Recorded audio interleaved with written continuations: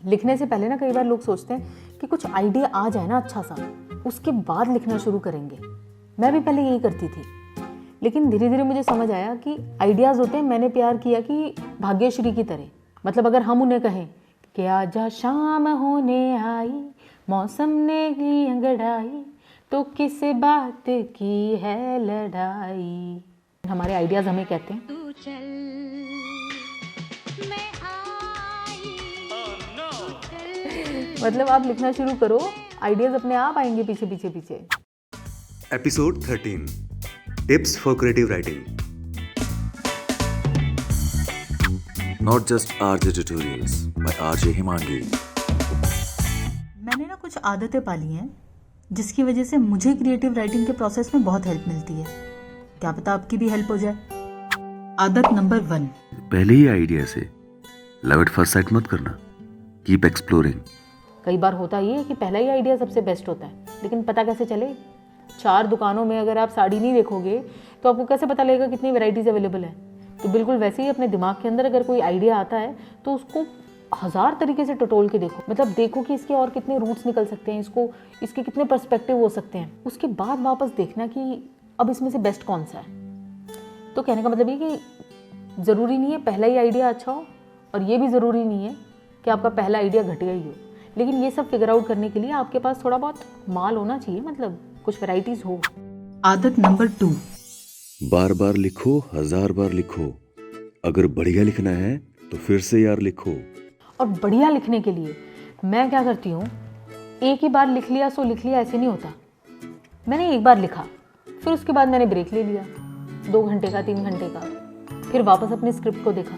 अब वो जो ब्रेक लेते हो ना लिखने के बाद, आपका दिमाग शांत हो जाता है।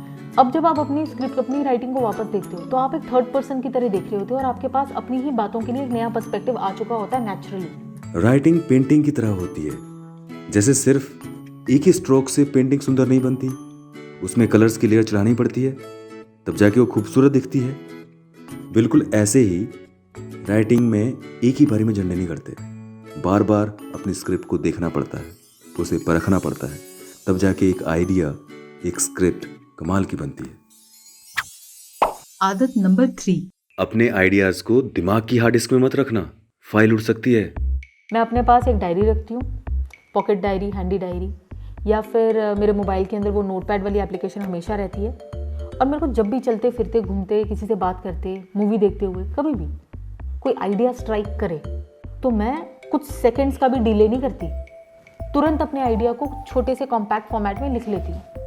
उसका रीज़न ये कि कई बार ना ऐसा हुआ है, मैंने बहुत आइडियाज़ लॉस किए हैं कि जब आइडिया आता है हम कहते हैं यार अरे क्या कमाल का आइडिया है, घर जाके लिखेंगे। वो घर जाके छोड़ो, वो 2 मिनट में इवेपोरेट हो जाता है, ऐसे गायब होता है जैसे गधे के सर से सींग।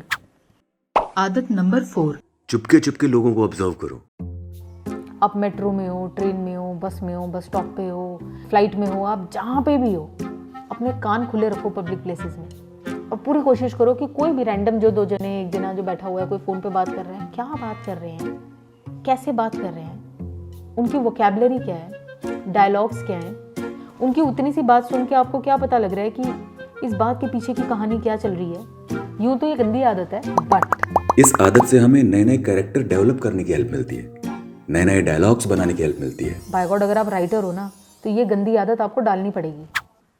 फिर कई बार मैं किसी बिजी से कैफ़े का एक कॉर्नर सीट पकड़ लेती हूँ। फिर जब हम देखते हैं ना लोगों को आते जाते, उनका बॉडी लैंग्वेज, उनका बिहेवियर, वो वेटर से कैसे बात कर रहे हैं, वो आपस में कैसे बात कर रहे हैं, कौन किस मूड में एंटर किया है, फिर अभी क्या घटना हो गई, ये क्यों हो गई, इस घटना के बाद कौन क्या रिएक्ट कर रहा है। जब ऐसे देखना शुरू करोगे ना तो आपको लगेगा कि कितनी इंटरेस्टिंग कहानियाँ हैं चारों तरफ। हर एक किस्सा, हर इंसान की एक फ़ोन कॉल अपने आप में एक शॉर्ट फिल्म का आइडिया है। सो मैं तो कहती हूँ कि बिल्कुल बिल्कुल अपने कान के द्वार खुले रखो और सुना करो दूसरों की बातें कान लगा के। आदत नंबर 6, देखो अगर ये फंडा आप पे काम करता है तो सुबह जितना जल्दी हो सकता है उतना जल्दी उठो, जब सारा संसार, एनवायरनमेंट सो रहा हो। ये जो सुबह सुबह का टाइम होता है ना, समहाउ हमारा दिमाग किसी बहुत बड़ी प्रॉब्लम का सोल्यूशन अचानक सोच लेता है, कोई कमाल का आइडिया उसे अचानक स्ट्राइक कर जाता है। वैसे आइडियाज़ ना, मुझे तो यकीन है कि आइडियाज़ का क्रेडिट तो हम लेते हैं, लेकिन उसमें हमारा कोई हाथ नहीं होता। ये होती है भगवान की देन। उनका दिल किया तो आइडिया 2 मिनट में आ जाएगा, उनका दिल किया तो 4 दिन लगे रहो आप दिमाग ऐसे पीटते रहो तो भी आपको कमाल का आइडिया नहीं आएगा। तो आइडियाज़ होते हैं गॉड गिफ्टेड। आदत नंबर 7, लाइफ की हर सिचुएशन, हर प्रॉब्लम में कोई आइडिया छिपा है।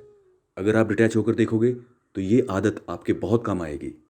जो लोग मुझे जानते हैं, जिन्होंने मेरे शोज सुने हैं, उन्हें पता है कि मैं चिट्ठियाँ फेंक के मारती हूँ। तो जो मुझे नहीं जानते उनको मैं बता दूँ कि मेरा रेडियो पे एक ऐसा सेगमेंट था जहाँ पे जितने भी प्रॉब्लम्स हैं, जो भी चीज़ें, जो टाइप के लोग, जो हैबिट्स, जो हमारी ही आदतें, जो भी चीज़ें हमें दुखी करती हैं, हमें इरिटेट कर देती हैं, हमें उस पर गुस्सा आता है, उसको मैं एक बड़ा प्यारा सा सार्केस्टिक लव लेटर फेंक के मारती थी।